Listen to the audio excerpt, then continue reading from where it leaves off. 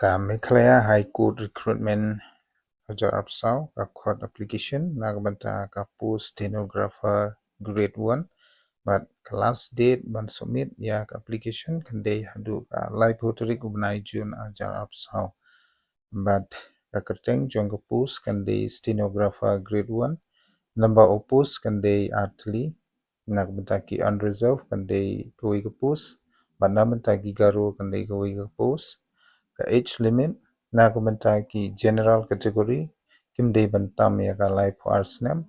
but nagbanta ki scheduled caste and scheduled tribe lane SC ST bade kimde bantam ya ka life news name but nagbanta ka salary bade ka de ka pay level 16 kata ka bade sapukanda haja but nagbanta ka essential qualification ki pan ya ki bala pandep ya ka bachelor degree from a recognized university with a diploma in stenography in English with a minimum speed of 120 words per minute in shorthand and typing speed of 50 words per minute in computer. So nakamta ka qualification kipan ya kibala pandep ya ka degree but kumjuru kibala pandep ya ka diploma ha ka stenography. Hangning in a pay kumno bupin apply na banta kani ka post po Meghalaya High Court jongs na majarap sao na banta ka post stenographer.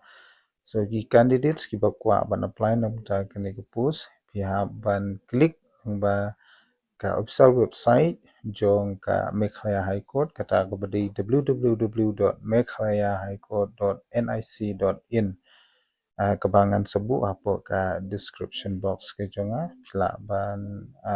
link ini pila ban klik direct nang ba ka link kebangan sebu apa ka description box.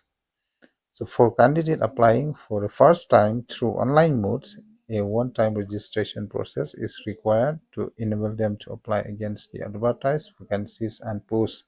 Kindly read the instruction on the web page carefully before applying online. So hangni pade nang banta ki candidates ki badang mood ban apply thymmai lane ki bom paju apply nang banta ka post beri apo Meghalaya High Court pihak ban register shwaya pi nang ba ka one time registration but hadin ba pila ada register pila ban apply nang nak banta ki post khamtame nak banta ka post stenographer kabadang supply chain menta ubnai but class date ban receive lane ban pedang ya ka online application kan de hadu ka live ho tarik ubnai jun ajar apsaw but ki candidate ki bala dep register pila ban click direct long ba utay link bangan sabu hapo ka description box but pila ban apply direct claim kanu ka kandon but nagbanta ka application fee pade application fee nagbanta ki general applicants dan ki candidates kan de sauspa tangka but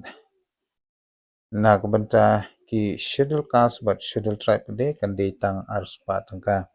tinga kermen ba phi langsung tu nagbanta kani ka post stenographer hapo ka Meghalaya High Court subha ban shim ya kan de kalan but kumjuru ba phin apply nang ba ka online mode lomba ka ka website kebangan sabu hapo ka description box te kubli shubun ba lada nang don pi ki badang thymmai ki ba page ka channel ki jonga ngan subha ban karpat ba phin ya share like but subscribe ya kani ka channel nak benta ki information dan ki updates ki bandang wan kubli shubun